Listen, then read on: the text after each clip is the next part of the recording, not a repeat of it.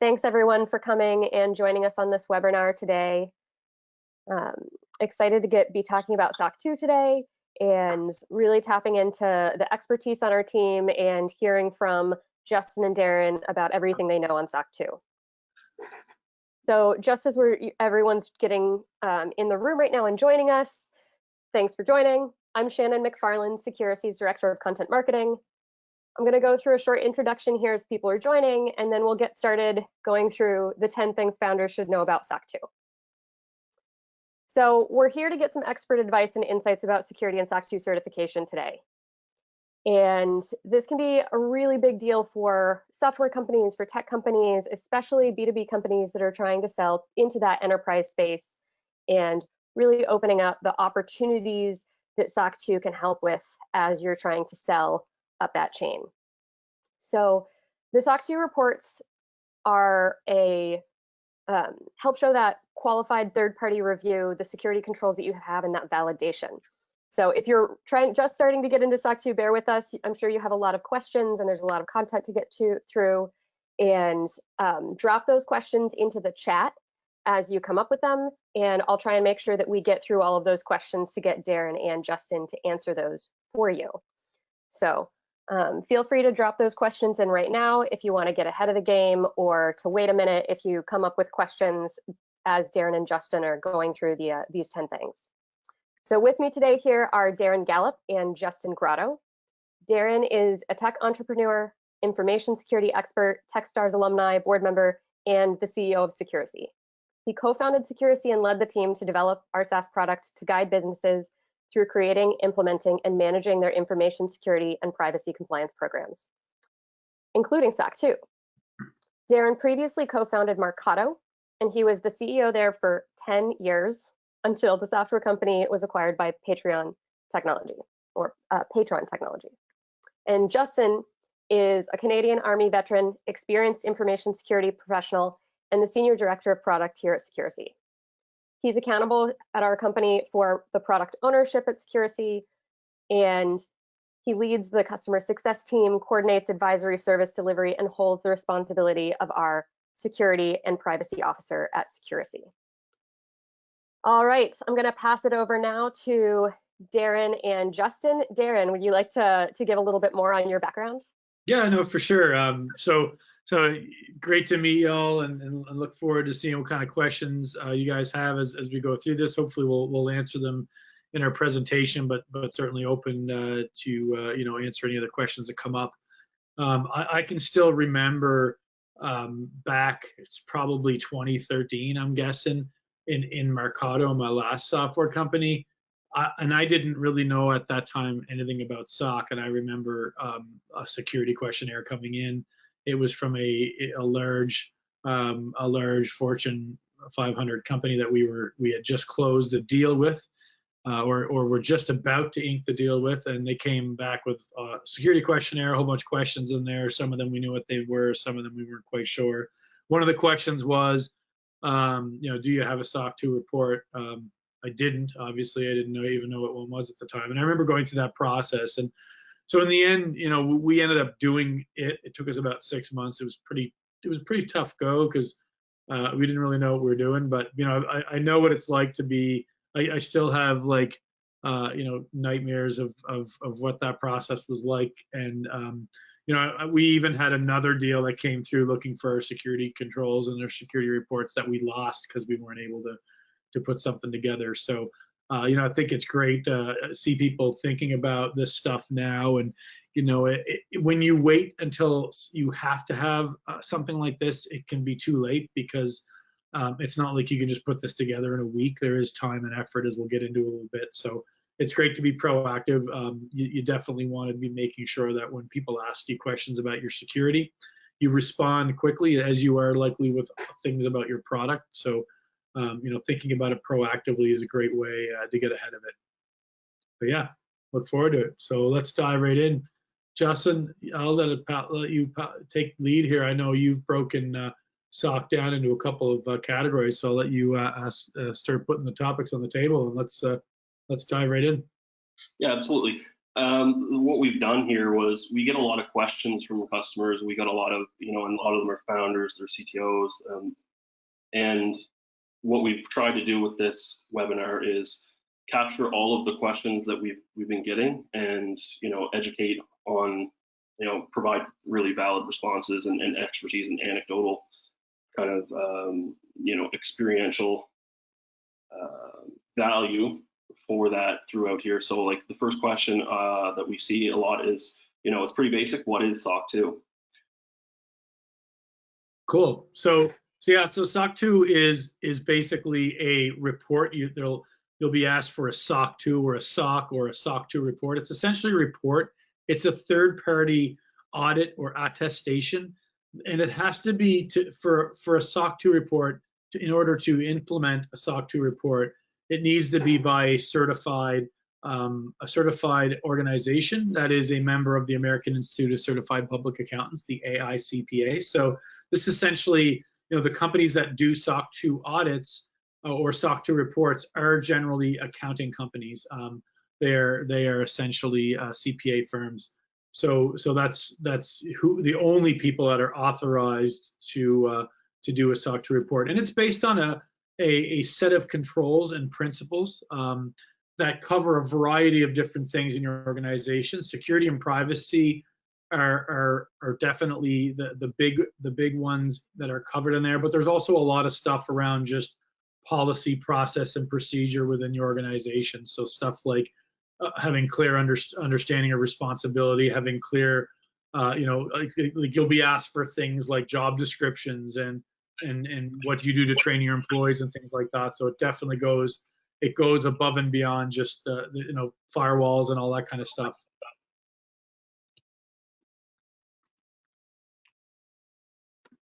Yeah, that makes a lot of sense. There's also a Canadian equivalent to that. Yes. And there's a European equivalent to that as well.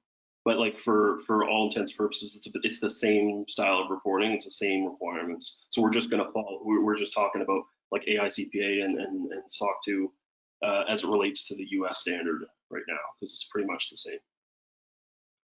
All right. Next, what is the difference between SOC 2 Type 1 and Type 2? Yeah, this is an important one. So when you get a SOC 2 Type 1, that's basically the auditor coming in and making sure that at a single point in time, you're actually following, or you have the program in place, so you have the documentation and the tools in place to meet the trust service criteria. So those are the controls and criteria that SOC 2 audits are made for. So often companies their first SOC 2 audit will be that Type 1. The Type 2 is where they'll look at how well your organization is following and actually managing those controls over a period of time. And it's typically 6 or 12 months are common periods of time.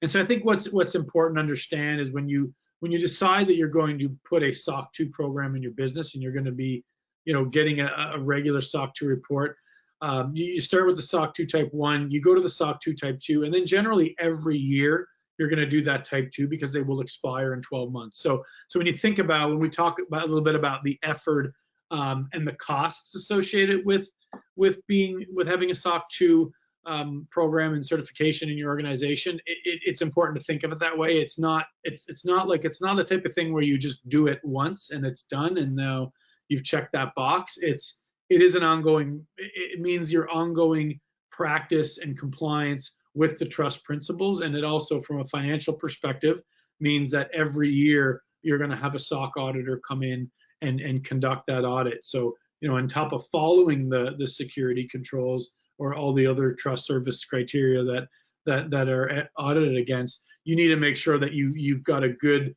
system and that there's responsibility allocated to those who are going to document that. So when your auditor comes back in 6 or 12 months, that information and material that they're going to require is accessible. Yeah, absolutely. I was going to say it is something that it's kind of like an operating cost for the year. You kind of, if you want to maintain it, you have to kind of like do that and have it scheduled and maintain it over the time, because if you let it go to pot like 6 months after you have the audit, your last audit done, you're going into the next year, you're gonna, you know, it's easier to kind of keep it up as opposed to Absolutely. to trying to like re-engage every, you know, to get ready for the audit every time, right? Yeah. Yeah, no, and when I recall my first time doing it, like definitely that first initial compliance exercise coming from sort of like ground zero was a lot more heavy lifting than maintaining it, because a lot of things, once you get those certain processes and procedures in place, like my company only had, I think we were 11 or 12 people when we did our first SOC 2 audit in my last company, and so like we didn't really have documented HR policies, we didn't have documented onboarding processes. We were very much like sort of, you know, fake it until you make it, early stage startup. And so it forced us to build a lot of process and create, you know, systems in the business. And once they were created, most of them were fairly easy to follow. Of course, the challenge always is, you know, when that sense of urgency getting the audit done is over and the auditor's gone, it's really easy, especially for startups, to just sort of fall back into their habits of operating, you know, status quo as they did. So, you know, it takes a little bit of discipline there for sure, but definitely a lot, that front load is usually more substantial. Obviously, if your organization is a little more established and you have already sort of brought in HR expertise and built a more robust HR system, and you know already have built some security into your business and maybe met some other compliance standards previously, it's going to make that front load a little easier. But yeah, generally it's front heavy for sure. Yeah, absolutely. Like you can focus on reviewing and making sure they're still up to date policies and procedures that you were working on, as opposed to creating them all again from scratch, I would say, or acquiring them all from scratch. Why do B2B SaaS companies typically get SOC 2 audits? Why is it so common in that industry? Yeah, so you know, I think the basic thing that's happening here is large organizations primarily. So if you're selling to enterprise, you're going to be getting more requests for security attestations, SOC 2 reports. You're going to be getting more security questionnaires. And if you're selling to, like, say, a small business audience, we're now starting to see like the more sophisticated medium-sized enterprises are even just starting to ask for things like SOC 2 reports or other types of attestations. So generally, what's happening is you have one or two things that are happening in the enterprise. It's either a security department that is really legitimately wanting to manage their own risk and ensure that the vendors they work with are not subjecting them to unnecessary or unknown risks. So by asking for a third-party attestation, it gives them some peace of mind and shows that you do have a third-party audit program in your business. You are bringing third-party professionals in to assess the controls and how you're deploying those controls within your organization.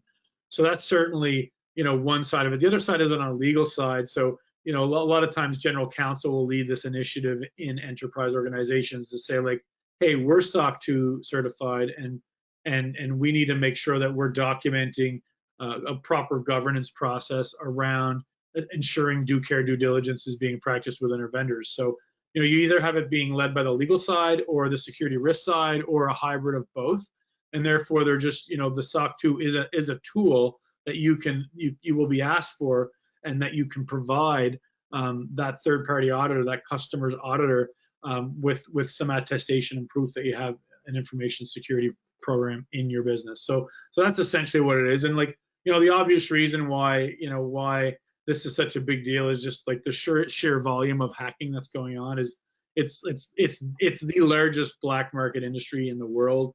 Interpol estimated in 2017 that the hackers are making more money than the illicit drug dealers globally, and that was the first time that those guys didn't make first place in the black market trade world, and the cybercrime world is far outpacing it right now. So it's just a really lucrative way.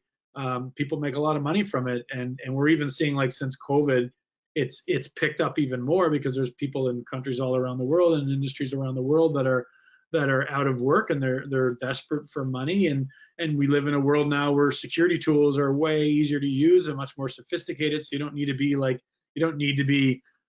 a really good developer or anything like that to be a hacker these days. There are tools out there that make it easy. So there's more people out there that have better tools, that are more motivated, and so the enterprise organizations have all seen and experienced bad things, whether they've been disclosed publicly or not, and that they're just up in their game to make sure that when they work with especially the smaller, more innovative startups where there's a little bit more laissez-faire attitude, they want to make sure that they want to really make sure that those organizations are upping their level of sophistication. Yeah, absolutely. I think it's almost like a domino effect, right? So you have the heart, like the hubs, the enterprise, and then they're doing their due diligence, due care, and in securing their supply chain and their third-party vendors, and then they, in part of their contract with third-party vendors contract is making sure that their third parties are secure, and like it moves. It's just domino effect, right? I think that's a totally is. I mean, like we're a small company. We're just under 20 employees, but we still, when we use any vendor of any sort, we still have to go through a process in order to maintain our security best practices and compliance requirements. We need to vet our vendors. So like, obviously if you're like Google and Amazon and these big organizations, they're going to be able to provide you a link that shows you what they're doing, and they're obviously implementing these compliance standards in their organizations. But like, one example, we did a third-party audit on the cleaning company that comes into our office and clean our office, and one of the things we asked for were background checks. And like, if we didn't have an internal security program in our business, that's probably something we would not have thought of. But because we have to, it does follow on. I can't, if I say to my customers, and this is the thing too, like when you show somebody a report that says you're doing certain things, whether it's a SOC report or even an internally generated report, or your answers on a security questionnaire, you're telling people you do that. Like there's legal implications if you don't do that, if you stop doing that. So it just becomes like, as soon as you start meeting the requirements of your customers, then it just forces you by the nature of it to look at, okay, well, who do we work with? We have like 20 different systems that we log into. Well, we need to document and make sure that we've done our due diligence and assess those vendors to ensure that although we're practicing good security hygiene internally, we're not passing off to some other vendor critical information or confidential information that's being treated in a very laissez-faire way in that vendor. So it definitely is a domino effect scenario for sure. Like for instance, another thing, like we vetted what we're doing our webinar on right now. Like remember when we were choosing what to use for doing these webinars and doing like conferences, we had a vetting process. Like for instance, that's exactly right. And although we actually liked Zoom better, hopefully GoToMeeting people aren't listening to us right now. They shouldn't be if they're following their privacy policy. But there were practices at the time. I think most have been rectified, eradicated and fixed since. But there were, at the time that we made that decision, there were some alarming practices and some lacking areas that came up in our security report of Zoom, which is why we didn't use it. So just as an example. Yeah, like markedly, we note that they value convenience over security and privacy concerns, and that was a major factor there. And the other thing too, just to put in perspective, like if we were just using Zoom to do webinars like this, then sure, that's fine. We're not talking about any confidential information in the context of a webinar like this. But in our case, like we were having all our customer communication over Zoom, where we would be talking about like, hey, here's your pen test. There's some really alarming things here. These are, very confidential pieces of information. We're talking about absolute wide open door vulnerabilities in somebody's application. So we really had to, because of that, and that's the thing. Like the other thing you'll notice too is not just who you're selling to, but what you're selling and what you're doing for them.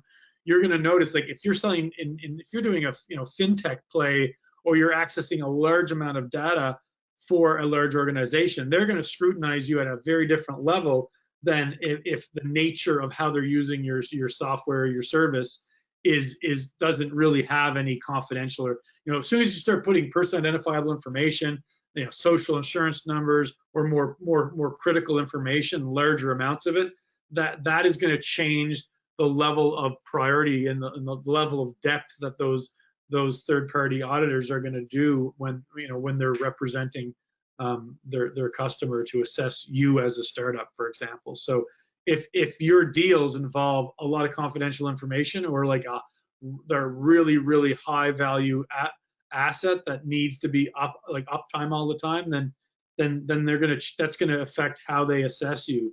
So not every company is even selling to the same. So like if we all go and say, okay, well, we're gonna sell to Disney, we're not all gonna be put through the same process. It's gonna be based on what the nature of the engagement is, and what the level of risk. They're gonna look at you, at your platform or your company, and go, well, CIA triad, so confidentiality, integrity, availability.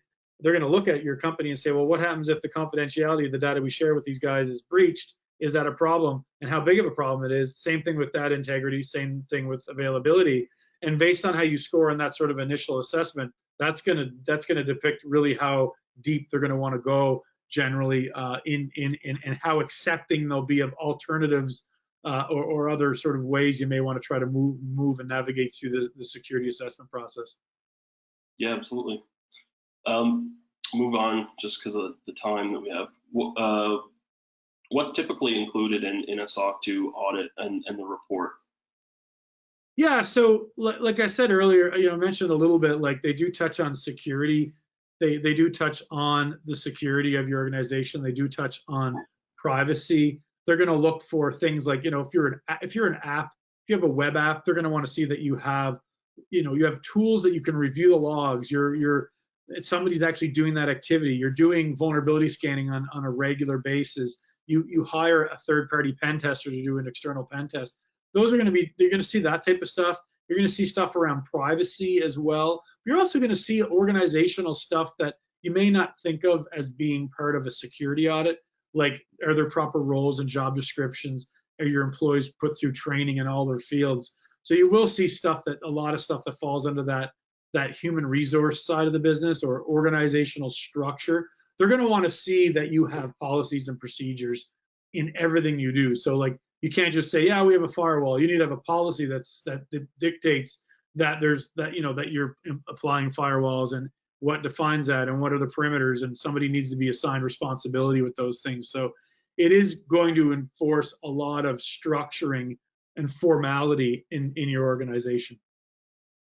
Yeah, for sure. I mean, formalized, documented policies, procedures is going to be a large part of it. Like, they're going to want to see,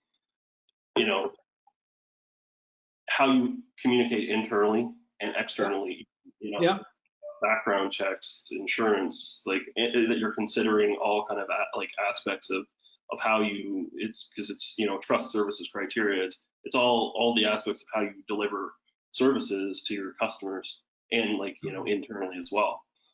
Not just about technology. It's about a lot of organizational stuff too. Like that is a huge point. Do I really need a SOC 2 report? Is that necessary? Yeah, that's a great question. And this is this is one, and my opinion is that generally a lot of people that are asked for a SOC 2 audit may not need a SOC 2 audit. And so I'll discuss a little bit sort of how I think about this. So I see a lot, because we deal with a lot of early stage startups. Most of our customers are most of them are under 100, a lot of them are under 40 employees. So I see companies go out and spend what ends up being more money on their SOC audit than they do on actually securing customer data. And I'm not a huge believer that is a great practice myself. What often happens is usually when somebody's asked for a SOC 2 report, they just assume because that was a question that was asked that they better have one. It really depends. It depends on that vendor and what it is that they want to see, but it also depends on what, like I said, the engagement. What is the engagement nature? Like, what are you doing and how critical is that? What is the vulnerability that exists there? And then it comes down to like, did you offer them an alternative? And what I see a lot of times, I've seen many cases, and I've worked with a lot of companies that come in with their hair on fire, like, oh my God, I need a SOC 2 audit and we need to get it in like 2 weeks. I was like, wow, that's a fairly unrealistic feat. That would be like me being, okay, you know, I need 6-pack abs and I got 2 weeks to do them. Just not going to happen, right? That's really not realistic. So, you know, what I would say is like, did you offer them an alternative? So generally, while you're being asked for the SOC 2 report, you might see it as part of a security questionnaire where they're going to ask you for other things. If you're able to send them a really good security report and show that you're benchmarking against another acceptable standard or security standard, and show them that if it's privacy that they're focused on, or if that's a component, if you're able to show that you have a good governance program in place in your business, a lot of times that will work. And you know, it doesn't hurt to ask. Like just to be totally transparent, we are not doing a SOC 2 report. We spend more money than most of our customers do on security, and we have a very comprehensive security report that we can send when a customer asks. And we benchmark against the CIS security controls because we just like them better. They get updated more often, and it gives us a mechanism to which we can focus our, you know, as a small company, our relatively small security investment being focused on a risk-based approach. So that's my sentiment on it. You may find that SOC 2 reports will speed up the process, or it may suffice for some auditors, but we still see a lot of cases where somebody sends along their SOC 2 audit and report, and they still want to see your pen test report. They still want to talk to you and ask you some questions to make sure that you're actually doing this stuff, or they may want to dive a little deeper on your application security and send you a questionnaire nonetheless. So, you know, there's no real answer of like yes or no. I think is it a good fit for your business? It is a big commitment, and I think if your plan is to have your SOC program take more time and resources than actual securing customer data, then you know, it also doesn't hurt to go back to the customer and say that, hey, like, we're not doing SOC 2, but we're doing something else. A lot of the times they're going to be okay with that. But you know, if you don't have the SOC 2 report, ask them, do you really need that? Because you may not need it, or you may not need it at this point. At some point you may need it, but you know, going out and spending a substantial amount of money and time versus focusing on, say, patching actual vulnerabilities and taking a risk-based approach and doing what you can actually manage within your budget and your team may be a better starting point as well. Yeah, I mean, you mentioned a good point there, that it's okay to clarify. It's okay to ask questions and have a dialogue back and forth with you know, their security team. You know, they're doing their due diligence and making sure that you're low risk, or that, you know, the company is covered from a liability standpoint. But you know, it's not just because you're asking questions, you know, it doesn't show that your lack of experience. Maybe it means that you don't understand the question, or that you want to clarify something so that you're actually you want to be very clear about, you know, what you're saying yes to, right? Yeah, and also like when you go back to ask questions, also like the posture of where you're at will depict a little bit more how that's going to be received. Like if you have not implemented anything, you have no policies, no procedures, you're not benchmarking against or following any standard or framework, and you go back and say, look, do I really have to do this? That's a different question than if you go back and say, hey, look, you know, we've chosen, and this is how we approach it. When somebody asks me for a SOC 2, I'll go back, well, we chose, because we only have $100,000 to spend on security every year at this point in our size, we've taken a risk-based approach, and we benchmark our security program against the CIS security controls. And here's a report that shows what we have and what we do and what our commitment is. And we send them a sophisticated report. So like that answer of like, hey, do I need the SOC 2?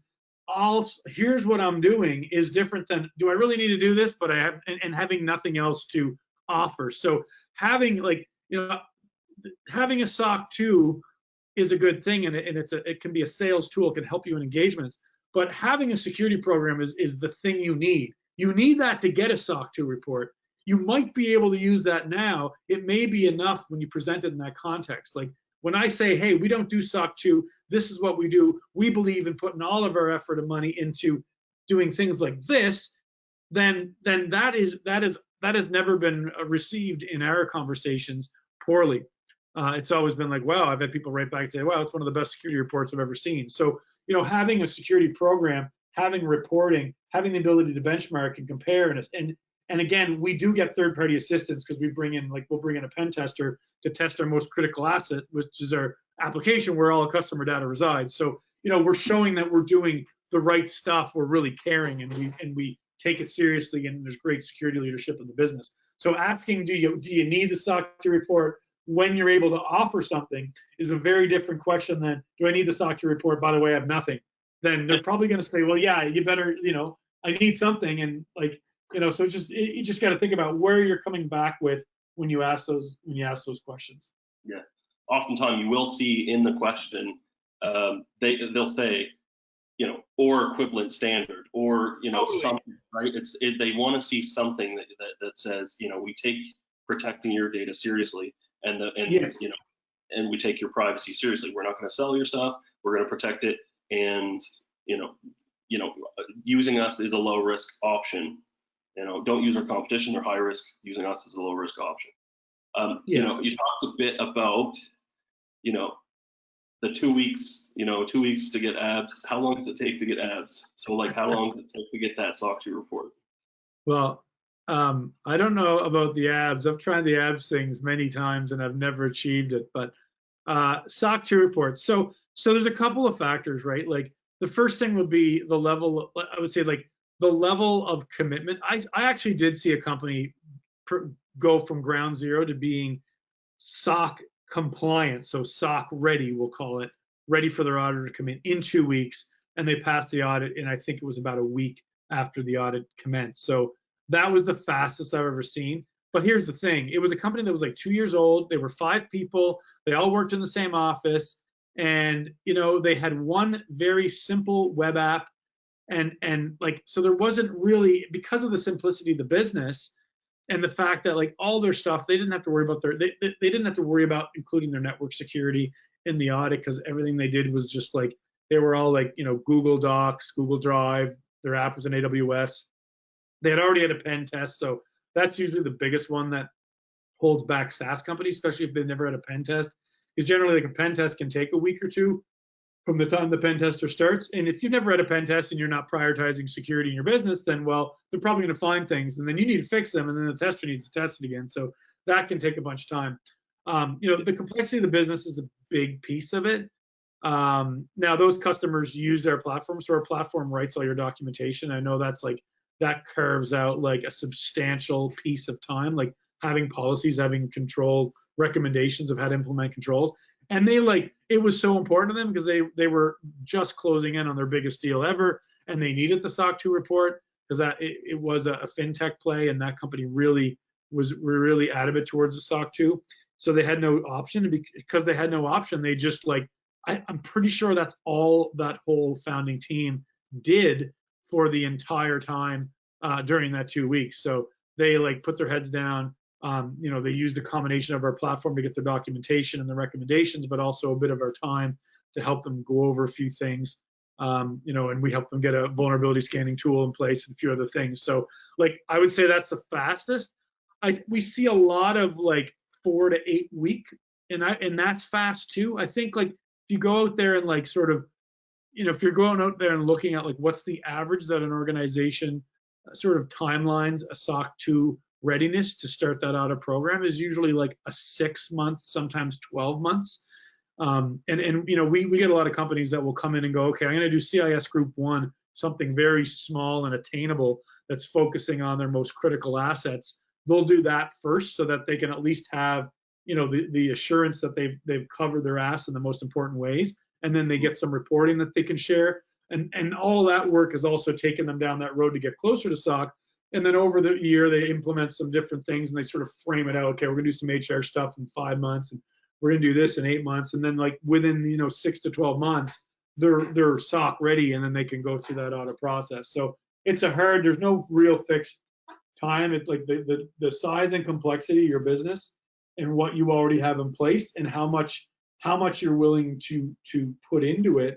Because even when you hire, like even if you hire a consultant, like a consultant can't just log into your AWS and start going at it, or like you still have to work with that consultant. So there's no, like, you can get help, and that can make the heavy lifting certainly more make it easier, and takes a lot of uncertainty out. But to say, like, you can't not be involved with it because it touches every part of your business, and you still have to answer the questions. You still have to be able to provide the context. Like, you can't hire an auditor to write your job descriptions if you don't have comprehensive job descriptions. You got to go through and do a little bit of work yourself to get it to a certain point. You can't just hire a consultant to do that. So, but rest, like, it is not a small endeavor. Like, it is a big. I know any company that like we have companies that come to us and we're like, yeah, we're gonna make your SOC 2 audit easy, and then like they call us back in 3 weeks and they're like, holy shit, this is a lot more work than I thought, because it's like it is a lot of work. Like, do you remember the number of controls if you do all the principles? Isn't it like 260 or 270 or something? It's like fairly substantial, right? I don't know the exact number off the top of my head, but it's hundreds. I've seen anywhere from, if you're breaking it down into all the things that you have to produce evidence-wise, I've seen anywhere from like 200 to like high 200s, like maybe even 300 different things. So, but they're all like, there's a lot of things that are duplicates, and then they just like they're asking for, that, is this included in this thing? Is this included in this thing? Is this, it's more breaking it down. But you're looking at, 100 different, like, I don't want to say, but we have them all laid out. Yeah, there's a lot of, I guess, like, high level, it's a lot of controls, and it is a substantial amount of work. And there are tools, and there are like we have stuff in our platform that makes it substantially faster. Like, you get through all that documentation really quick. But like, if you don't have a log management tool, your CTO is still going to have to go in there and figure out what tool is going to work in their dev stack and implement that tool. And like, you're going to have to do that with endpoint. You're going to have to do that with a variety of different tools, right? So like, there is work involved, and then like the cost of it too, right? It's we see the average somewhere between 20 and 45K is, I think, what our average, what we see as an average cost that customers pay for a SOC.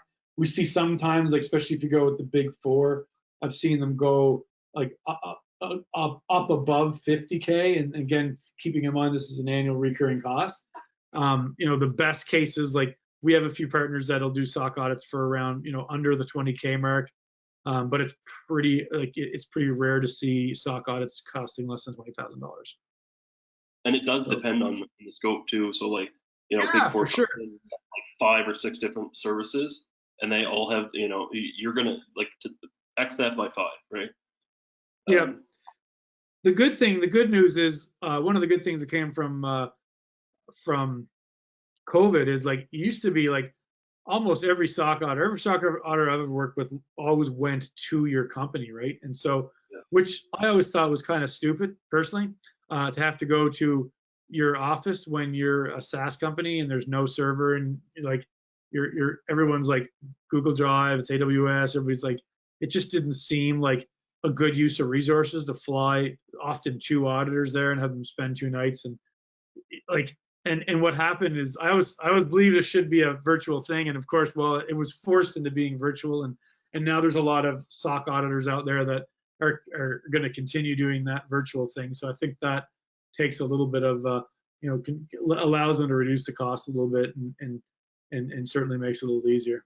Yeah, it's definitely a paradigm shift that we are seeing. Like, more people are considering just completely like working remotely, seeing that they have proof that either people are more productive, more happy, reduce operation costs. Like, there's tons of benefits to it, right? And I think, Justin, I may have jumped ahead on you. I think your next question was going to be, we answered it. How much does it cost? We answered it. So it's that much. And again, it's reoccurring. You don't just do it once, because it's your SOC report is valid for 12 months, and then you'll be sending an invalid document, which I wouldn't recommend doing when you're being asked for something for a customer. So once you make that decision to go down that SOC road, it is it is a new cost in your business that's reoccurring. Yeah. I mean, and getting ready, like that upfront cost too of like, okay, we have a subscription for vulnerability scanner, we have a subscription for, you know, log, like a SIM, like a log, logging and auditing, solution, any other, you know, password manager, anything else that you're adding on to that, you know. Or we have some dev tools like static code and analyzers and things like that that have security elements to them. Yeah, for sure. Static and dynamic, testing. Next question, we'll go, will the SOC 2 report be enough to satisfy a customer? Security requirements and privacy requirements? Yeah, so, you know, what I see out there is I think I talked a little bit earlier about like what are the motives of why the enterprise is asking you for things like a SOC 2 or sending your security questionnaire. If the motives are purely legal, they just want to put a piece of paper in a folder, then the SOC 2 might suffice. Generally, when they are a legitimately security conscious organization and the process is being led by a security analyst or a security auditor, they're generally going to want, like the SOC 2, it doesn't make the questions go away, unfortunately. It shows that you're committed and that you're investing, and shows that you have a certain level of sophistication for sure. But generally we still see our customers being asked, especially very specific things around where that customer's auditor is identifying risk, which often is things like they may ask questions about like what kind of dev training do you do, and what kind of code testing you do. They'll go beyond just like sort of the high level sort of SOC approach, and they'll dive in a little deeper. So I think, if you think that having a SOC 2 report will mean that your CTO doesn't have to get on the phone and talk to security folks at your customer organizations, I think that's not likely going to be the case. There may be a few cases here and there where it will on its own suffice, but you're going to find that the majority of organizations, again, especially when your company's engagement or the nature of what you do for that in that engagement involves a higher degree of sensitivity, for example, or access to more critical infrastructure or whatnot, you're still going to see more scrutiny. We see a lot of times they'll ask for a clean bill of health from a recent pen test. They may want to see proof in addition that you're doing vulnerability scans. They may want to talk to your CTO. I mean, we've had that happen. We've had a few scenarios where we're selling to an organization that takes security seriously, and before they're going to put their employees in and start, building documentation, putting evidence items into our platform, that they want to talk to us and like, how are you doing this? Are you doing bug bounty? They just want to make sure, like, whatever the things that they've deemed important as an application security program in their organization, they're going to want to make sure that you're also doing that. So it may be enough sometimes, but most of the time, if you're dealing with a secure conscious organization and there's sensitivity around the engagement, it's not on its own going to end the conversation or be the only thing they're going to want. Yeah. What I've been seeing more recently, and what I think is being helpful for a lot of like our customers is packaging together their kind of typical due diligence packages, in a folder, so they have like, they have their SOC 2 report in there. If they have that, they have their security, like internal security reporting. They have their clean bill of health pen test, in there.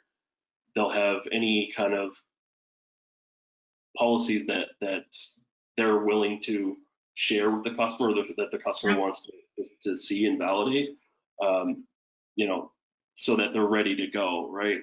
You're also seeing more companies now starting to put a sort of high-level security page on their website. And I think that's a great practice, like having a page where you're not going to get into the details of how you're fulfilling things on a control-by-control basis, but just having a stipulation of some of the key things and maybe focus on some of the things like, how you do vulnerability management, that you're doing pen tests regularly, you do bug bounty, things like that. And it again shows like a higher level of sophistication when you have something. So, if you're in a sales call with the marketing department at, say, Target, that's looking at buying your tool, and they're like, yeah, we're gonna have some questions. Our security team's gonna want to have a look at this before we can close the deal, but we're otherwise ready to go. You can always be like, yeah, awesome, cool. Here's the link to our security page.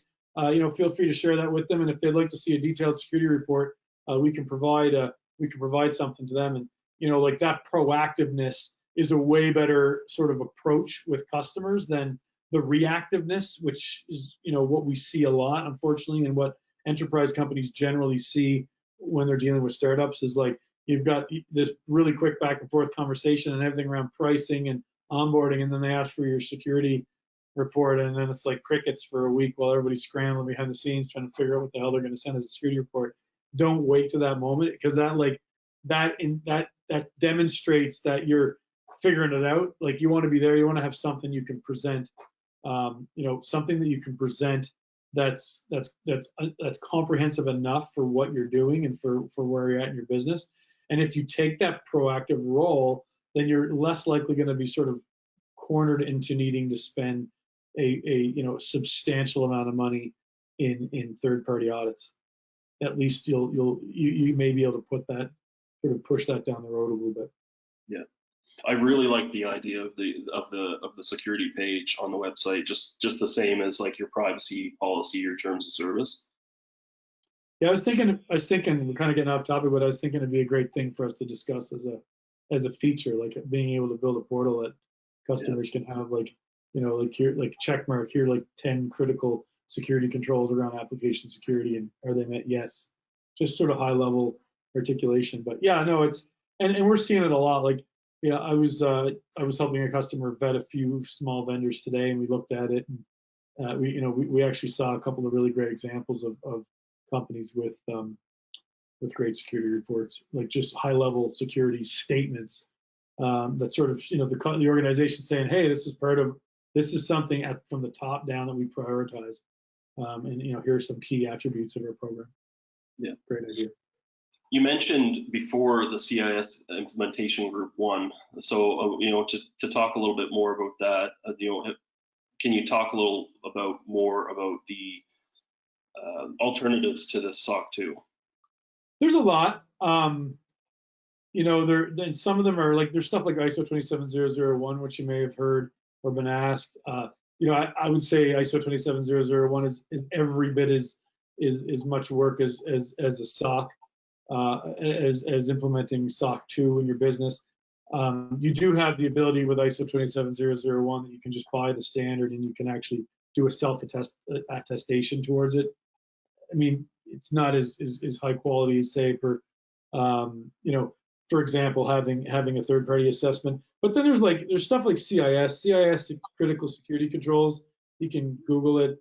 They have I love their controls, and that's what we use. And one of the reasons I like them is they update them fairly regularly, and it's a bit more open source. Like there's a lot more contributors, and there's contributors from NIST. There's contributors from ISO. There's contributors from a variety of different government departments, and there's a lot of open source community contribution. So really great controls. They've got a lot of free tools in there as well. And I think it's a great starting point. And the thing about it, there's Canada has one, Cybersecure Canada, which is fairly new, but I think it has 12 or 13 controls. I think they have 13 controls for Cybersecure Canada. Again, it is more focused on small business. The thing about what I like about these things is if you implement CIS, for example, in your business, you're everything you do for CIS is going to be another step towards being compliant and ready to do a SOC audit. But it's something that you can start and finish. It's going to cost you less. It's going to have just quite a bit of less effort involved, and you can really get something in play sooner than later. And then if you decide 6 months down the road it's time to go for SOC 2, well, all that work you did at CIS, you're not starting from scratch again. You're still going to have all that stuff around vulnerability scanning and awareness training and all the same things that you'd see in SOC. A lot of those things are going to be in there. It's just going to be a little more focused and more tailored around your risk profile. So yeah, big fan of that. And then another thing, when you're thinking about sort of frameworks and what your security program looks like over time, what are your customers looking for, and who are you selling to? If you're selling to the government, if you're selling to U.S. government, for example, you're probably going to be required to comply with NIST, with the NIST standard, and so that may, if that's on your agenda, that may be one that that makes sense to look at. And again, a lot of overlap. As soon as you implement one security standard in your business, you've, like, without knowing, implemented a substantial portion of almost every other one, because they're all based on the common body knowledge best practices. Yeah, absolutely. Like, you're going to be 80% complete of this one. You're going to be 60% complete of this one. Like, and they might just be worded differently. They might just be in different orders and with different things prioritized. We're going to have one last question, and then we're going to go to questions of the audience, Cool. attendees. We have quite a few questions from attendees. So quickly, how do I start, or where do I begin? Like, what's the first thing we should do? Yeah,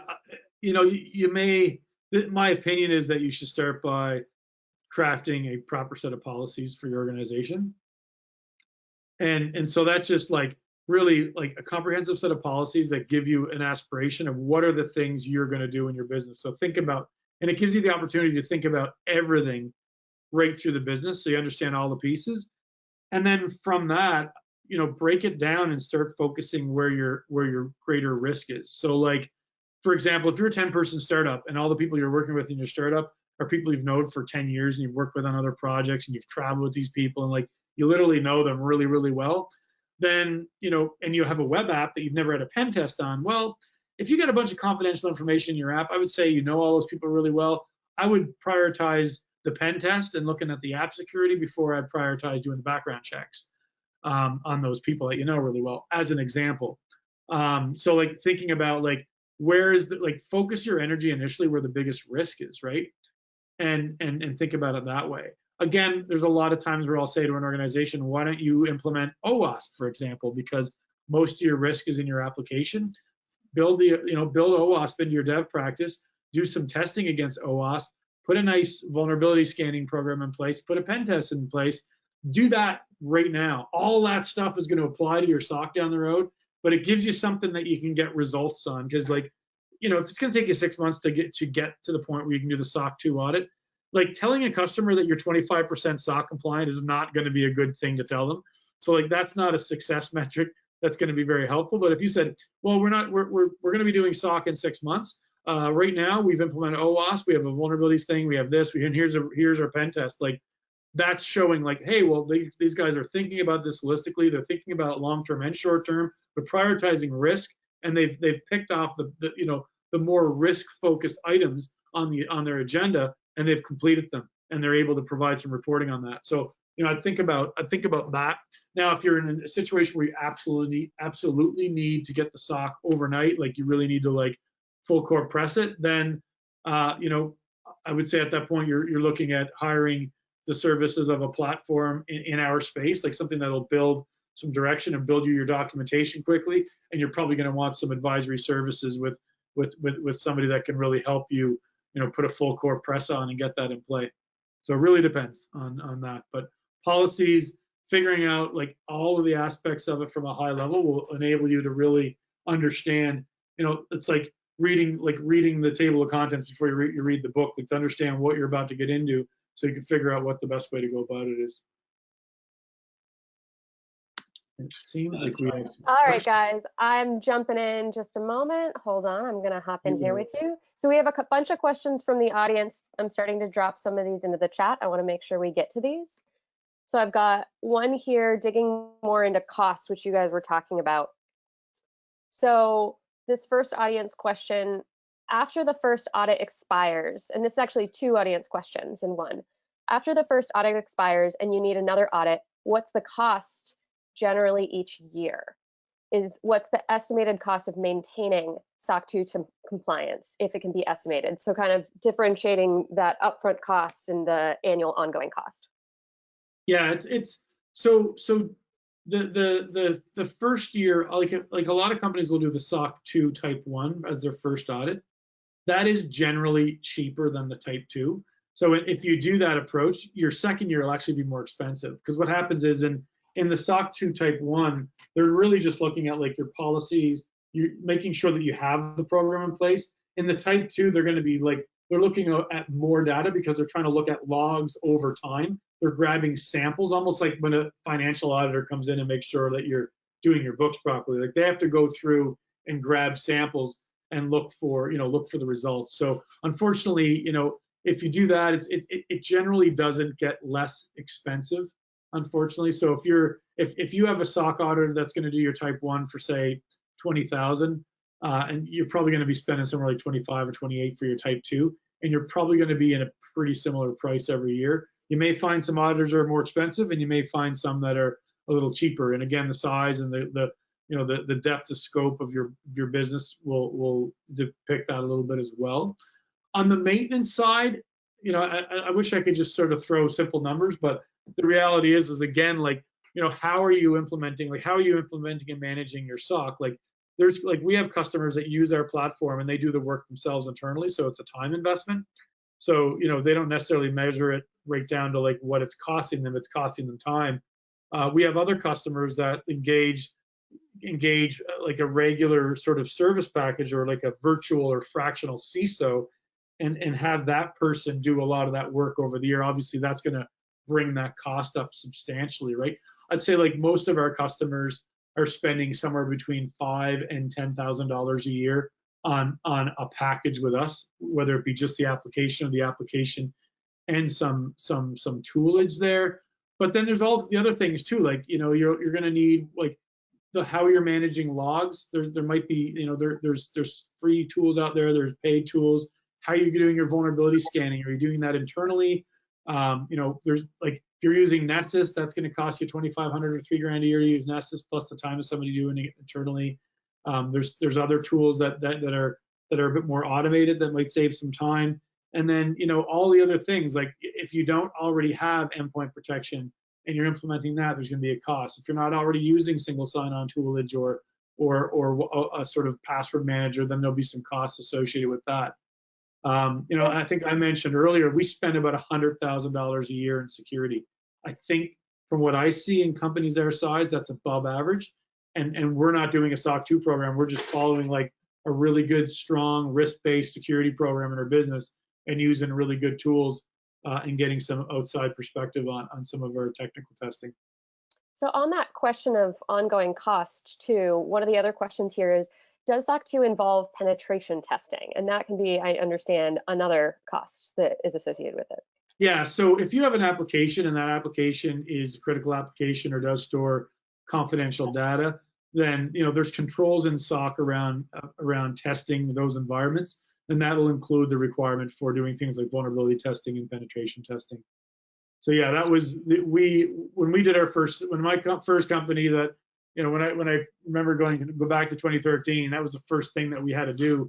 I think we spent about $10,000 or $12,000 for a pen test.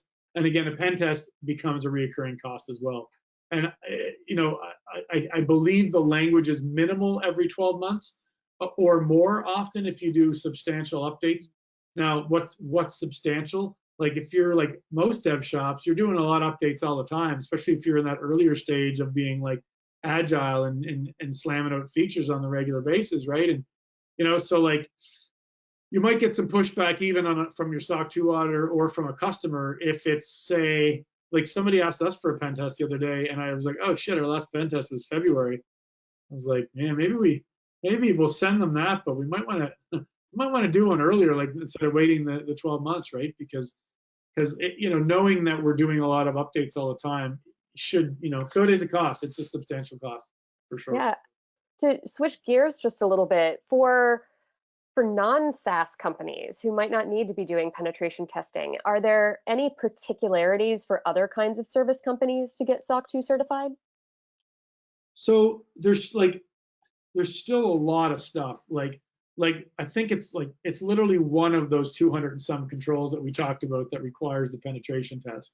So you're still going to need awareness training and employee onboarding and HR processes, and if you have a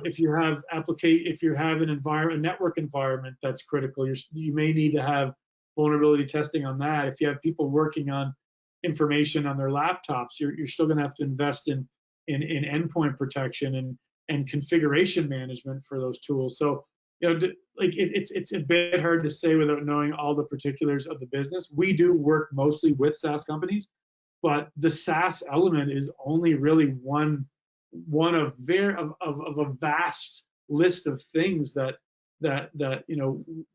we guide companies in terms of what they need to implement. And that'll be the same if you go SOC 2 or if you go ISO, or if you go NIST. You're going to have things that cover everything from, background checking would be a control, for example. So, Yeah. you do take, like, software security is a big deal because you've got training in your devs, you've got testing in your code, you've got, there's a lot of things you need to do there. But taking that away, there's still a substantial amount of work, and it really does depend on the business and what you do and how you do it. Yeah, so that kind of brings up this other audience question here. So kind of this discussion of SaaS company versus non-SaaS company who are all using SOC 2. So how can we identify which SOC 2 type 2 controls are applicable to our organization? So how do you start to wade through that list of hundreds of controls to decide what of these apply to us? Yeah, and that would be the first thing that we generally like we do, and we do this in our application. Like, we ask questions about your business. Obviously, like, if you don't develop software, then things like your software pen tests and things like that become non-applicable. And I love the word non-applicable because yes, you do the control. No, you don't do the control. The control is not applicable. That's the greatest way to, like, tighten the project. That's why I say too, like, writing your policies first, going through all the controls and assessing, like, which ones do we do, which ones do we need to do, which ones do we just don't think we're going to do, and we're going to try to do something else instead. But the beautiful thing is when you can carve things out, like you say, non-applicable. So, like, an example, like most SaaS companies can carve their office out of the scope of the SOC 2. That means now you don't, these things we go to an office and you got to sign in and you got to put a badge on and stuff. Like, that's because they have a compliance program in their business, and their office is part of that perimeter, that part of the scope of that project. So if you can carve out, everything you can carve out is going to make life easier. So the question you have to ask yourself is, like, if you read a control, if the control says you need to do penetration tests on your app, well, we don't have an app. Well, NA, we don't have an application, therefore we don't do penetration testing on it. And anything you can do that for, like, anything that you can validate, as not applicable, and you can convince an auditor is not applicable, then that is not only one less thing you need to do, but it means you only have so much bandwidth. So the more you can focus your bandwidth on the things that are important, the more effective it's going to be, and the more you're actually going to help your customers. So non-applicability is, I love when there's things that are not applicable. Absolutely. Reducing that scope definitely helps with the number of tasks that you have to do. So one last question before we go. I understand we're over, but I want to try and answer this last question for our attendees. If you're interested in hearing every bit that we have to say, you can also follow up with us. You can reach Justin and Darren. You can by email. I'm going to drop in a demo link as well if you're interested in setting up a time to talk with us into the chat. So this last question here, and I feel like you guys are uniquely qualified for this. So where do we find a list of accredited auditors for US, Canada, and Europe? And can US auditors also audit in Canada? So yes, US auditors can audit in Canada, and that happens a lot. There are way more SOC 2 auditing firms in the US than there are in Canada. I would say Canada's a bit of a laggard in terms of catching up with that. So, you can definitely do that. Justin, are you aware of a list per se? I know I have a list of our partner auditors, but that's what we have. I mean, I'm not tracking anyone that we're not, we don't have a relationship with. And also, just a note on that too is, like, I mean, the big four do SOC audits. They're generally more expensive. What we try to do is find companies, auditors that are shops that are a little more small, like a little smaller, a little more boutique, that have a lot of experience doing smaller businesses and have a more friendly price for that. Because I'd rather see, if you're going down that route of doing a SOC 2 audit, I'd rather you see you spend 15 or 16 grand on your audit and then spend that extra money on actually securing your business versus going to, like, one of the big four and spending like almost $50,000 on the audit. Providing you don't, I mean, if you have an endless pit of money, then it's less relevant. But I think in most cases, startups are always against that same challenge, which is, like, your biggest risk is you're going to run out of cash before you figure out your product market fit or get that next funding round. So, I think it's important to think about the auditors out there that understand startups and are able to deploy an audit at a reasonable price point. And that's like everybody we work with, that's the criteria that we vet every auditor that we talk to under. Also that they do a great job. Like we're not going to recommend an auditor that's not thorough, but the price point is not always a direct correlation with the level of thoroughness of the auditor. Yeah. Not at all. At all, yeah. Yeah, so I hope that answers everyone's questions. Definitely reach out to us, set up a time if you have more questions, if you want to pick our team's brain about things that really apply specifically to your company. I know there were a couple of questions that we didn't get to, and folks who might have things that are more business specific to your situations. So definitely reach out to us, set up a time. We'll have happy to talk through that with you. And then the last link I'm going to drop in here before we go is we actually have another webinar next week that is getting a little bit more into how to get SOC 2 client compliant. So a little bit more about the process, the tools that we walk and process that we help companies through. So this is going to include Justin again, as well as our co-founder Laird Wilton and Mark Sparrow. So they're going to actually give a demo of our platform and how people can use it to help them get SOC 2 compliant. So tune in next week if you're interested to learn more then. Awesome. Thanks, folks. And don't hesitate to reach out if I can answer any of your questions. Happy to help. Enjoy the rest of your week. Take care. Thanks, everyone.